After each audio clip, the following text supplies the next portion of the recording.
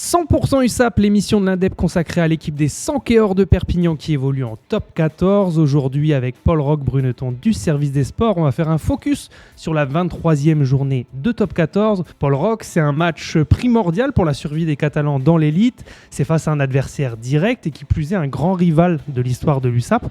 Ça promet une rencontre électrique, non ? Ça promet une vraie rencontre à enjeu électrique avec beaucoup de tension avant le match et même pendant le match parce que l'USAP et le Stade Français sont deux équipes qui n'ont pas beaucoup de certitude en ce moment, qui se cherchent dans leur jeu, etc. Donc ça risque de se résumer peut-être à du combat féroce. Mais comme tu disais, c'est deux équipes historiques, deux équipes qui ont une petite rivalité de par leur passé. Donc finalement, ça va bien au contexte.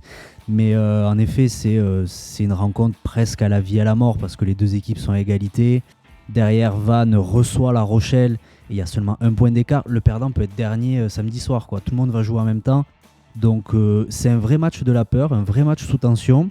L'affiche, elle, entre deux équipes historiques, met un peu de piquant dans ce match-là. Mais ouais, il ne faut surtout pas perdre parce que sinon, la 12e place serait presque oubliée. Ça sera la descente directe ou l'access match sans doute. Alors, tu le disais, c'est une rivalité et ça va donner un petit piquant en plus à cette rencontre qu'on va jouer à domicile. Donc on aura certainement un avantage au moins du terrain. Mais qu'est-ce qu'on sait sur l'équipe qui va être alignée par Franck Azema ? Ça devrait être sans doute la meilleure équipe possible en ce moment, avec notamment un retour, celui de Jacobus Van Tonder, qui est absent depuis le match contre Clermont en début de saison. C'était la 4e journée, il me semble.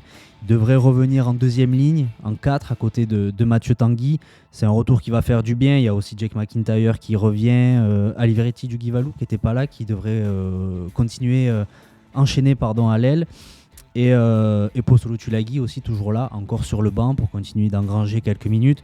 Mais grosso modo, c'est quand même l'une des meilleures équipes que peut afficher Franck Azema. Il a eu 2 semaines pour travailler avec cette équipe, comme avant le Racing où ça avait porté ses fruits.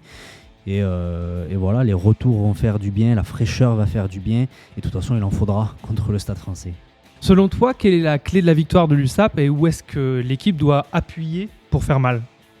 Sur ses forces, sans doute, essayer de croire encore en leur jeu, comme ils ont fait contre le Racing, en relançant, en profitant du jeu au pied du Stade Français, qui en utilise beaucoup, qui en use beaucoup, sans doute à l'extérieur. L'USAP a souvent péché de précision technique, donc ça va se jouer sur ça, et sur le combat aussi, surtout. Le Stade Français a historiquement une conquête très forte. Comme tu disais, l'USAP est à domicile, donc elle aime aussi s'appuyer sur cette conquête-là devant son public. Ça va être des aspects du jeu très importants et à l'aspect mental surtout parce que c'est un match quasi coup près, c'est une demi-finale. Le pilier droit Pietro Ceccarelli nous parlait de finale lui, donc l'aspect mental va jouer. L'USAP a l'habitude de jouer ces matchs-là pour le maintien et Aimé Giral aura un rôle prépondérant pour pousser ses hommes, pour leur donner un supplément d'âme particulier. Et justement, Aimé Giral aura peut-être une petite surprise à proposer à ses joueurs pour les galvaniser encore un peu plus. Concernant Aimé Giral, justement, est-ce qu'on va jouer à guichet fermé ? On va jouer à guichet fermé pour la 17e fois de suite dans la cathédrale.